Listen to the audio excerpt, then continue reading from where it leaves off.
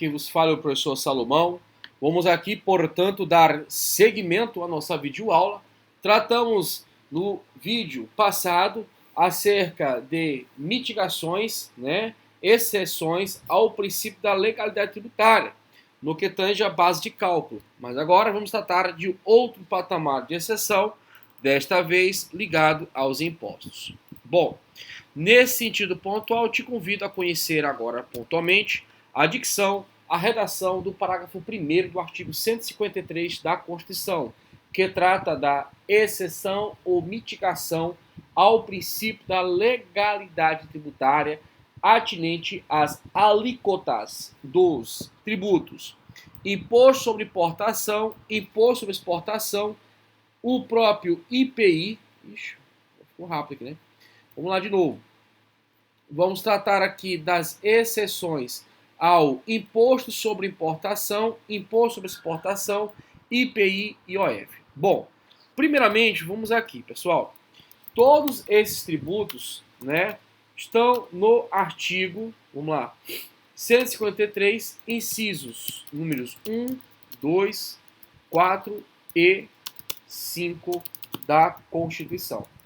Bom, vou fazer aqui uma tabela rapidinho aqui para vocês, para lembrar pontualmente quais são os tributos federais, quais são os impostos federais. Então vamos lá fazer aqui uma tabela bem tranquila, bem objetiva, atinente a isso. Então nós temos os impostos nominados federais. Quais são os impostos nominados federais? Vamos lá, pessoal. Nós temos aqui o imposto sobre importação. Nós temos o imposto sobre exportação. Nós temos o imposto de renda, aliás, sobre a renda, imposto sobre a renda. Nós temos especificamente, olha só, pessoal, o imposto sobre produto industrializado. Temos especificamente o imposto sobre operações financeiras. Temos o imposto, olha só, sobre a propriedade territorial rural,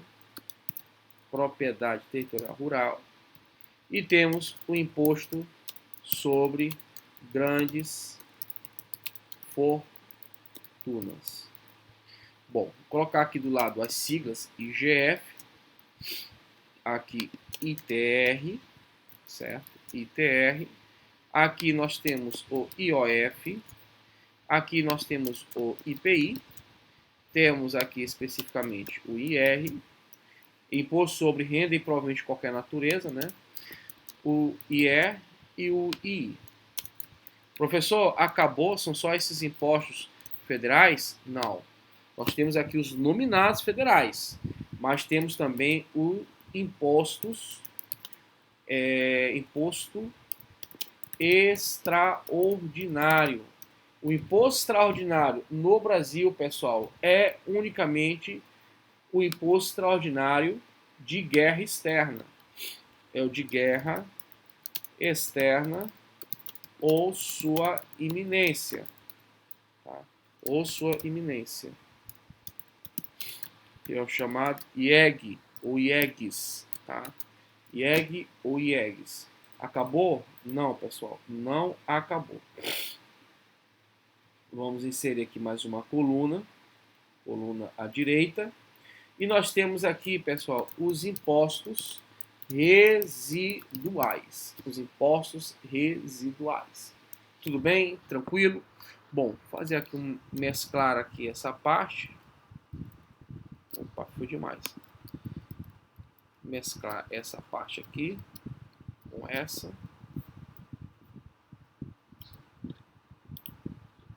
Mesclar, beleza? E aqui também.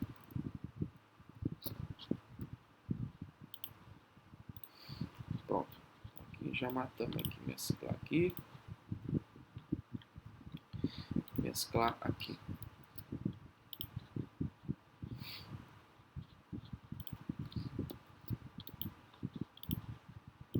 Beleza. Então nós temos esses conjuntos aqui de impostos. Vamos só inserir uma coluna acima, né? Aliás, uma linha acima. E vamos mesclar ela. Vamos voltar aqui. Impostos federais. Tá? Impostos federais. Então os impostos federais vão contemplar especificamente os nominados, os extraordinários e os residuais. Os residuais só temos um, tá? Lá no artigo 154, inciso 1, tudo bem? Os extraordinários só temos de guerra externa ou sua eminência, que é os IEGs. E os nominados nós temos um monte de tributos, quais sejam imposto sobre importação, exportação, rendas ou profit de qualquer natureza, o IPI, que é o Imposto sobre Produto Industrializado, IOF, Operações Financeiras, ITR, Imposto sobre a Propriedade Territorial Rural, e o IGF, Imposto sobre Grandes Fortunas. Todos esses são os conjuntos dos impostos no Brasil. Tudo bem? Fiz aqui uma tabela para você estudar pontualmente. Bom, qual desses impostos são exceções, né, ao princípio da legalidade tributária, em especial no que tange a mitigação quanto à matéria das alíquotas? O artigo 153, parágrafo 1º, é muito claro. Ele diz o seguinte, que pode ser alterada, pessoal, pode ser plenamente alterada as alíquotas, deixa eu deixar aqui, pode ser plenamente alterada as alíquotas dos tributos e... tá aqui, coloquei em cima, desculpa. Imposto sobre importação, certo? Imposto sobre importação, imposto sobre exportação, o IPI e o IOF. Por meio de quê, gente? Por meio de decreto ou por meio de outro ato normativo infralegal. Então veja, o ato que vai alterar as alíquotas do II, do IE, do IPI e IOF não vai ser um ato legislativo, não vai ser uma lei. O que vai alterar especificamente, pessoal, ou é um decreto ou vai ser algum outro ato normativo. Isso aqui é crucial na nossa matéria. Bom, nesse contexto pontual, eu te chamo a seguinte situação. O que justifica, portanto, essa alteração normativa? O que justifica essa alteração normativa, pessoal? Você vai encontrar, em especial, nos artigos 21, 26 e 65 do CTN. Vamos dar uma leitura aqui rápida aqui para a gente entender isso. Então vamos descobrir agora qual é o que justifica essa alteração dessas alíquotas. Vamos começar aqui com o artigo 21. Olha o que diz o artigo 21 do CTN. O Poder Executivo pode, nas condições e nos limites estabelecidos em lei, alterar as alíquotas ou as bases de cálculo do imposto a fim de ajustá-lo com os objetivos da política comercial ou cambial. Pessoal, essa parte aqui, ó, base de cálculo, não foi recepcionada pela Constituição. A Constituição autoriza sim que no que tange ao imposto sobre importação, você altere pontualmente as alíquotas para fim de ajustar as políticas cambiais e o comércio exterior. Mas é a alicotar, não a base de cálculo. Não é o CTN que bate a martelo. O que bate o martelo, que determina é a Constituição. Então aqui nós não temos, nesse artigo 153, para primeiro, a autorização de alteração de base de cálculo. Tá? Somente a alteração das alíquotas. Cuidado com isso. Então vamos pegar esse dispositivo e cortar aqui na tela, né? Para você deixar bem claro na sua mente que não aplica-se. Então vamos colocar aqui especial. Opa, ficou meio feio, né? Vamos botar aqui. Opa, agora vai ficar legal. Olha aqui. Então essa parte aqui, pessoal, pode cortar que está fora. Ela não se aplica na Constituição. Ela não foi recepcionada. Esse dispositivo aqui do CTN, artigo 21 do CTN, ele vai tratar do imposto sobre importação. Bom, seguindo o barco, nós temos aqui em conjunto o artigo 26. O artigo 26 do CTN também trata da mesma perspectiva, pessoal. Da mesma perspectiva aqui ventilada. Vamos lá, vamos jogar aqui artigo 26 do CTN. Imposto sobre exportação. E aqui traz a informação tão importante para nós. O motivo da alteração dessas alíquotas. Qual é o motivo, professor? Se for uma prova discursiva de segunda fase, o que eu coloco? É a fim de ajustar aos objetivos da política cambial e também de forma correlata, consequente e de forma pertinente, o que, pessoal? Do comércio exterior. Mais uma vez, pode passar a reta aí no teu vadimeco. Aliás, tu não pode, né? Porque tu vai levar para a segunda fase. Mas no vadimeco que você estuda, pode passar a reta aí, se ele não foi recepcionado, tá ok? Então, vamos aqui fechar aqui essa parte. Bom, nesse sentido pontual. Pessoal, desculpa eu estar mexendo assim com o nariz, é porque eu estou altamente com uma alergia, tá? Mas estou aqui à disposição para mesmo dar uma excelente aula para vocês merecem. Bom, aí nós temos uma outra situação pontual, que é na IOF, artigo 65 do CTN. Do IOF, pessoal, ele traz aqui a seguinte informação, tá? Artigo 65 do CTN, especificamente tratando e ventilando acerca do IOF. Vamos lá. Então, o que é que diz o dispositivo? O Poder Executivo pode, nas condições e nos limites estabelecidos em lei, fazer o quê, pessoal? Estabelecer o quê? A alteração das alíquotas ou base de cálculo. Base de cálculo está valendo? Não, pessoal. Essa parte aqui não foi recepcionada. Pode passar reta. Pode passar reta tranquilo, tá? A fim de fazer o quê, pessoal? Atender aos objetivos da política monetária. Da política monetária. Veja que a política quanto ao imposto de importação e ao imposto de exportação é cambial. No que tange aos IOF, é político o quê, gente? Cambial. IOF. Beleza, tranquilo. Bom, seguindo o barco, pessoal, sem muitas delongas, né? Voltando aqui ao plexo das informações, temos um ponto interessante de pergunta para vocês. Olha só. Pergunta-se: pode órgão da estrutura do Poder Executivo Federal alterar as alíquotas dos impostos discriminados no artigo 153, parágrafo 1º. Deixa eu pegar aqui um parágrafo aqui. Parágrafo 1º. Parágrafo 1º da Constituição. É possível isso, pessoal? Será que é viável isso? Bom, vamos aqui pontualmente trazer um lead case, que inclusive estava sobre a relatoria do ministro Ricardo Lewandowski, tá? Bastante interessante esse lead case. Vamos entrar aqui no site do STF e vamos consultar, vamos identificar.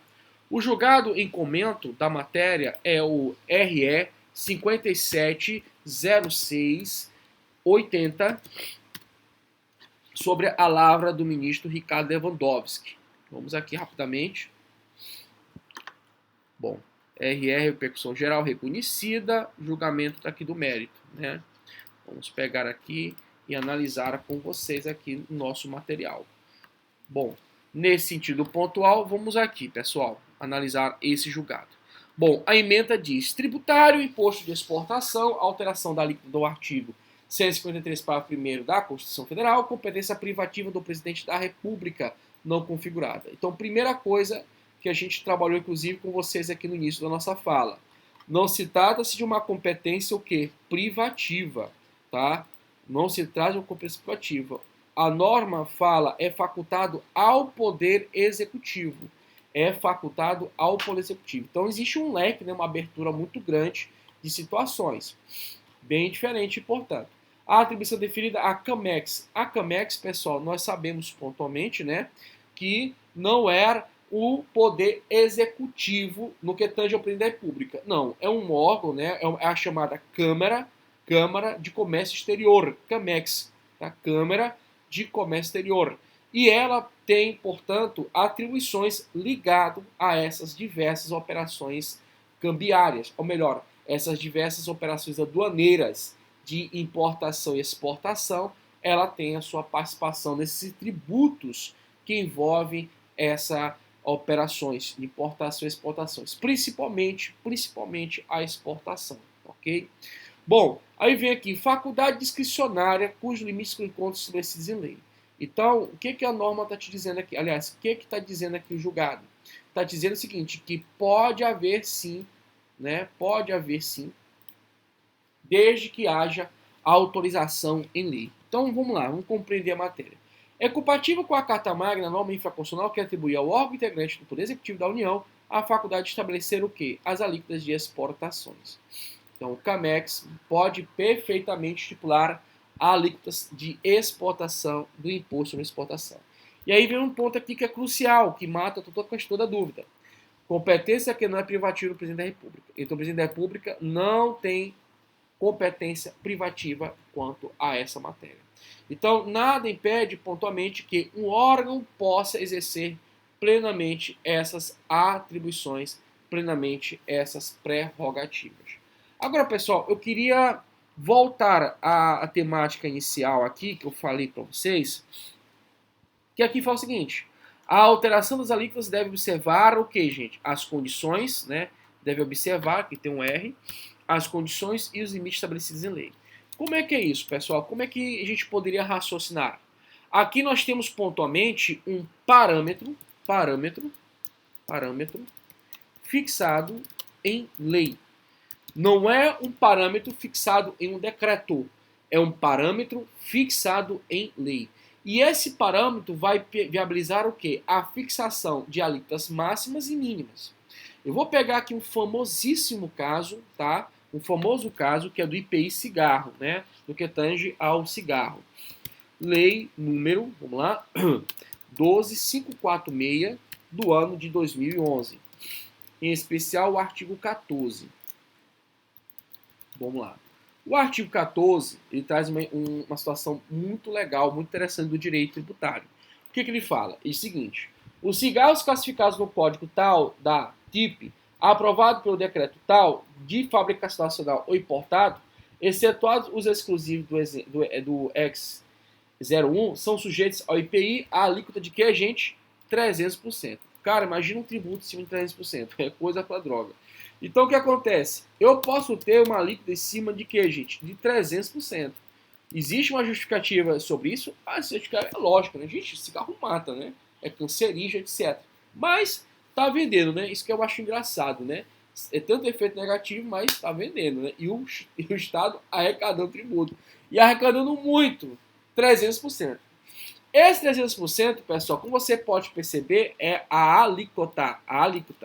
Então, o que pode acontecer? O Estado, no que tange ao cigarro, bota aqui exemplo cigarro, no IPI, ele pode fixar, pessoal, entre 0% a 300%. Então, ele pode pegar o cigarro e colocar a alíquota de 300%. Mas eu te pergunto, ele pode botar uma alíquota de 301%? Não pode. Se ele fizer isso, só por meio de lei. Por meio de decreto, tá de boa. Ele vai poder fazer isso. Por meio de decreto, por meio de portaria, por meio de instrução, não interessa. A lei tá te informando, olha, eu admito que é possível fazer por decreto. Ah, eu quero que seja feito por portaria. A lei traz os parâmetros e as condições, inclusive os limites. Ou seja, o que pode mais? 300. Ora, se ele pode mais, ele pode menos. Ele pode botar 0%. Então, veja, é a lei, mais uma vez, é a lei que autoriza a própria mitigação do princípio da legalidade. Olha que lance interessante. A Constituição está ali reconhecendo. Eu autorizo que haja mitigação. Mas quem concretiza isso? A lei. É a lei que vai estabelecer esse parâmetro de 0 a 300%. Está aí um exemplo bastante interessante da matéria, que ela fecha bastante dúvidas. Bom, pessoal, feito essas exposições, não acabou. Então você sabe que o II, o IE, o IPI e o OF são impostos nominados federais que podem ter a sua alíquota alterada por meio de ato emanado do executivo. Que ato? Cara, eu não sei. Pode ser um decreto, pode ser uma portaria. Vai depender do quê? Do que a lei assim determinar. Essa lei vai estabelecer o quê? As condições, como a gente falou ainda há pouco, e os limites. No que tange aos limites, sabemos pontualmente, no caso cigarro, IPI, eu posso botar até 300% de alíquota sem problema algum. Beleza? Só uma curiosidade aqui na minha fala, pessoal, aqui atinente à matéria. Quando você vê uma questão falando de impostos, olha só, aduaneiros, você tem que ter em mente que é o imposto de importação e imposto de exportação. Se numa questão vier impostos aduaneiros, aduaneiro é o imposto de importação ou o imposto de exportação. Tudo bem? São esses. E todos eles, pessoal, são impostos federais. Agora eu queria colocar, para a gente finalizar e falar da CID combustível, eu queria chamar a atenção de vocês para um macete aqui interessante disso. O macete é o seguinte, pessoal.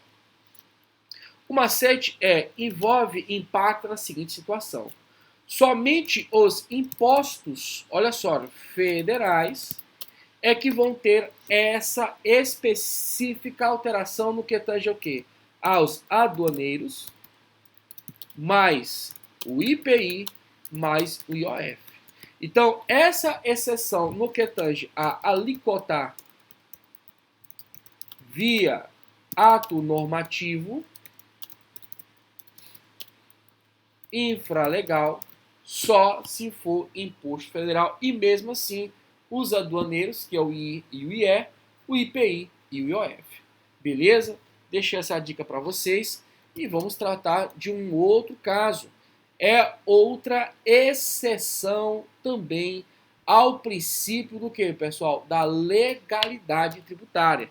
Uma outra situação. Então nós falamos do primeiro caso, no que tange o quê? A atualização da base de cálculo, né? Falamos da segundo caso de mitigação, no que tange específica as alíquotas do II, do IE, do IPI e do IOF. E agora vamos partir para uma próxima exceção ao princípio da legalidade tributária. E envolve o que, pessoal? Envolve a CID combustível. A CID combustível. Primeiramente, pessoal, a CID combustível é uma contribuição especial federal, tá? Outra coisa, cuidado. Nós temos contribuições especiais que não são federais, tá? Isso já caiu em prova, em opção objetiva.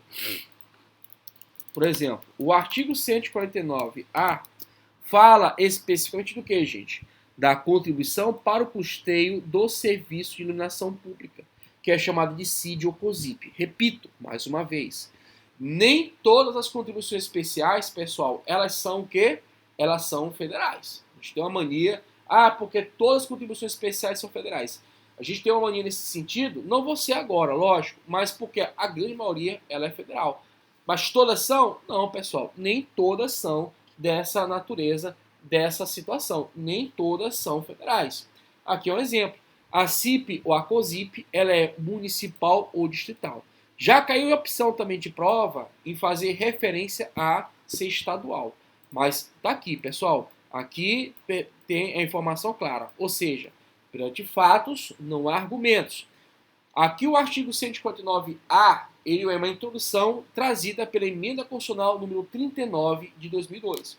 Olha o que diz o dispositivo. Os municípios e o Distrito Federal poderão instituir contribuições na forma das respectivas leis para o custeio do serviço de iluminação pública, observado o disposto no artigo 156.1 e 3. E mais, essa cobrança pode vir aonde, gente? Na fatura de consumo de energia elétrica. Vamos lá, parágrafo único. É facultada a cobrança da contribuição a que se refere o caput na fatura de consumo de energia elétrica. E pode vir perfeitamente na fatura de energia elétrica. Bom, voltemos aqui a CID e combustível. Primeiramente, previsão constitucional. Artigo 177, parágrafo 4º. Deixa eu pegar aqui um parágrafo 4º emprestado. Parágrafo 4º, inciso número 1, a linha B da Constituição. Pessoal, eu confesso para vocês, quando a gente pega, muitas das vezes é a própria Constituição e algumas normas previdenciárias também tem muito essa questão de subdivisões, né? Ou seja, você lê um artigo, ele remete a 2, 3, 4 artigos. Realmente é muito chato isso. Mas eu vou tentar sintetizar aqui para você e eu tenho certeza que você vai entender. Por que isso? Porque a leitura desse artigo, ela vai te exigir também a leitura do artigo 150, inciso terceiro, a linha B da Constituição. Ele vai te fazer essa exigência. Bom, o que eu vou falar aqui agora para você? Eu vou sintetizar o dispositivo sem perder o ritmo da aula. Então vem comigo, vamos aqui ao artigo 177, que ele trata especificamente da matéria CID combustível. Ele começa com uma temática muito peculiar. O artigo 177 fala acerca do monopólio da União.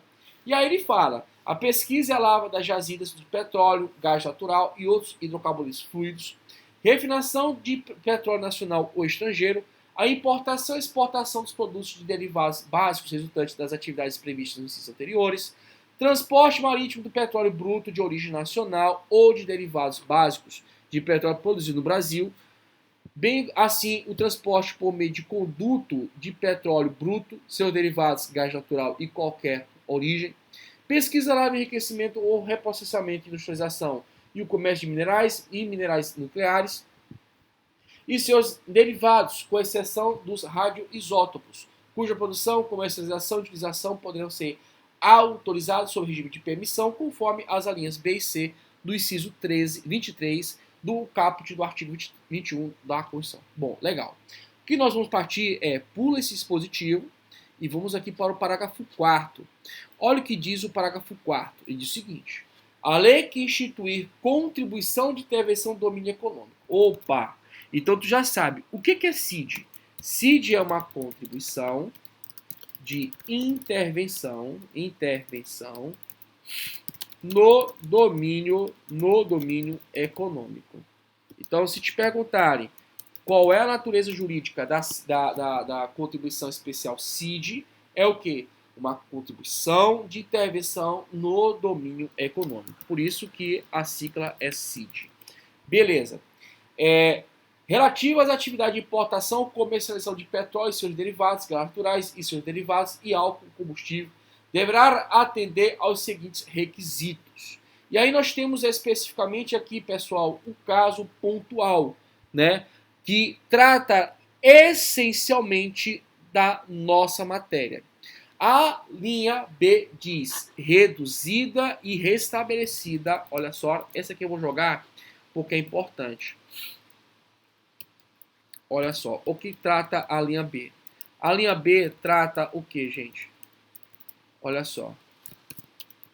Reduzida e restabelecida por ato do Poder Executivo, não se lhe aplicando o disposto no artigo 153b. Eu sei que nós não vamos tratar de princípios, é um dos últimos temas que nós vamos ventilar, mas eu vou brincar um pouquinho com vocês do princípio da anterioridade, para você entender e ver que é facílimo. Vamos lá. Então, primeiramente, o que acontece com a CID? A CID ela tem o seguinte: ela tem o inciso número 1 que fala que é possível a alteração das alíquotas. Mas qual alteração? Para reduzir e restabelecer. Reduzir e restabelecer. Então, a alíquota da CID combustível, poderá ser reduzida e restabelecida por ato do Poder Executivo Federal. Ato do Poder Executivo Federal é o capítulo da monopólio da União. Então, aqui, pessoal, não tenha dúvida que é Poder Executivo Federal. Não se lhe aplicando o quê? O artigo 150, inciso 3º, a linha B da Constituição. O que esse artigo trata? Isto é, princípio da anterioridade do exercício financeiro seguinte. Ou seja, ano seguinte, né? Princípio da anterioridade anual, né? No ano seguinte. Vou explicar daqui a pouco isso aí. Então, tu sabe que a alíquota da CID combustível... Desculpa, pessoal, estou com uma dor na garganta, mas estou muito animado para a nossa aula. Vamos lá. Então, a alíquota da CID combustível, ela pode ser o quê? Alterada para ser reduzida e restabelecida. Reduzida e estabelecida, pessoal, primeiramente, bota uma coisa na tua cabeça que já caiu sem prova, tá? Olha só, isso aqui não é majoração. Não é majoração. Não é majoração, tá? Bota na tua cabeça que restabelecida não é majoração. Reduzida é óbvio, né? Mas restabelecida não é majoração. Então, restabelecida não é majoração. Eu vou pegar aqui um termômetro para tu ter uma ideia do que eu estou falando aqui, tá? Vou fazer aqui uma ilustração pontual. Vamos pegar aqui um termômetro, tá? Termômetro de mercúrio, fica mais fácil. Pronto, termômetro aqui. Pessoal, vamos pegar aqui, vamos escolher aqui um legalzinho. Bom, vou pegar esse aqui. Esse aqui tá de bom tamanho, né? Vamos aqui copiar esse aqui. Vamos ilustrar a nossa aula, que eu quero que você entenda, né? Eu quero que você realmente entenda aqui a nossa aula. Pessoal, vou trazer aqui um termômetro, certo? Bom, olha o que ocorre. Eu posso te dizer que essa parte aqui do termômetro, pessoal, essa parte aqui da seta, nesse ponto aqui, pode representar um estado de temperatura? Sim ou não? Aqui não informa 1 grau de temperatura? Sim ou não? Sim, é óbvio, né? E aqui, informa um outro estado de temperatura? Sim, inclusive aqui, ó, 42 de temperatura, certo? 42. O cara que está com 42 graus de temperatura tá ruim, né? É mais quente que muitas vezes que o chão no asfalto. Então o que acontece? O que a norma está te dizendo? Ela está te dizendo o seguinte, que existe pontualmente, pessoal, uma espécie de, olha só, que existe especificamente o quê? Esse lapso aqui, pontual, viu? Que vai especificamente desse ponto aqui para este ponto aqui, que é uma variação. Então, o que acontece? Quando eu falo que houve a redução, é que eu peguei o termômetro e joguei para onde, gente? A temperatura, né? Diminuir para aqui, certo? Ou dentro de uma variação, pode ser bem aqui, não importa. Houve o quê? Uma redução. Restabelecida é quando eu volto daqui para a origem. Vamos supor que, vamos colocar aqui uma seta diferente, para a gente fazer aqui uma mecânica aqui para tu entender. Vamos imaginar essa seta aqui. Vamos colocar aqui um amarelo e vamos colocar aqui um vermelho, certo? Vamos fazer aqui uma dinâmica aqui com vocês. Então vamos lá, vamos supor que a alíquota da CIT combustível, ela começa bem aqui, ó. Ela começa nessa parte aqui, bem aqui. Então quando eu falo que houve especificamente a sua redução, é porque eu diminui o que, pessoal? Esse alcance aqui. Eu desci a alíquota. Pode reduzir para cá, não importa. Estava aqui, eu reduzi ela. O que ocorre com restabelecer? Restabelecer, pessoal, não é aumentar muito. É voltar a esse limite definido em lei. Então a lei vai me dizer pontualmente os parâmetros para que haja o restabelecimento. Então voltemos aqui para a nossa videoaula. Então restabelecido não é majoração. Quem é que vai estabelecer esses parâmetros, pessoal, de menos e restabelecer? É a lei. Então acaba, turma, que não é 100% uma mitigação. Não é bem uma mitigação em si. Mas é uma forma que a doutrina utiliza para te explicar o fenômeno, para te explicar especificamente a matéria. Na realidade, é observar um parâmetro. E esse parâmetro ali definido vai viabilizar o quê? O restabelecimento. Isso também se aplica, pessoal, não somente a CID combustível, mas também a um outro tributo, né? A um outro tributo que vai ser, no nosso caso, nossa quarta mitigação do princípio da legalidade, quarta situação em que importa a mitigação do princípio da legalidade, envolve o que, gente? O ICMS combustível. Mesma ladainha, mesmo mimimi. Não tem. O legal, pessoal, é que não muda, é a mesma conversa. Vamos aqui rapidamente tratar do ICMS combustível. O ICMS combustível, como o próprio nome está te dizendo, ICMS é o que, gente? Um tributo estadual, né? Não tem dúvida que é um tributo estadual. Portanto, impacta nos estados e Distrito Federal. Enquanto que a CID combustível é uma contribuição especial federal, o ICMS é um imposto nominado, deixa eu colocar logo aqui o nome dele, ele é um imposto nominado estadual. Ah, professor, na aula inicial, o senhor leu o artigo 155 e nos informou que o ICMS é também um imposto distrital. Ou seja, é um imposto do Distrito Federal. Certo, professor?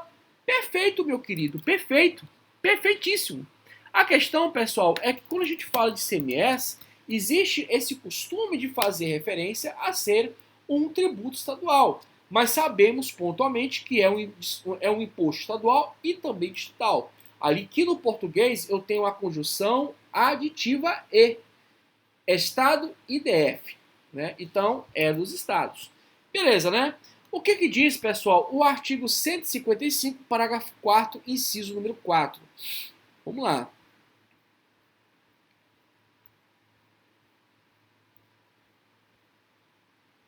Vamos entender esse tributo. Olha só, pessoal. O ICMS, especificamente no que tange ao ICMS combustível, ele terá o que, gente? As alíquotas do imposto serão definidas mediante deliberação dos estados e DF. Ah, professor, então não é bem igual, não. Não é igual por quê? Aqui, pessoal, nós vamos ter uma situação interessante. Vai haver a participação do CONFAS, onde vai ditar a resolução do CONFAS. O CONFAS vai se fazer presente quem, gente? Representantes dos estados e DF. E eles vão normatizar a matéria. Veja que a CID combustível é União. Já no que tange aos estados, não é o estado que vai normatizar. Pelo amor de Deus. Não é o estado que vai normatizar. É quem? Perdoe-me, gente. No ICMS combustível, não é especificamente o estado que vai normatizar ou o Distrito Federal que vai normatizar. São ambos por meio do CONFAS. Cuidado com isso, mas muito cuidado com isso. Então não é o estado que vai, são todos os estados que vão normatizar. Então nesse contexto pontual, o que vai acontecer, pessoal? A mesma situação da CID combustível. Como assim? Na CID combustível eu tenho a mesma informação. Poderão, olha só, gente, ser reduzidos e restabelecidos, não se aplicando ao artigo 153b. Mesma redação, não mudou nada. Não mudou nada. Então, vamos pegar aqui o exemplo do termômetro e pensarmos no ICMS combustível.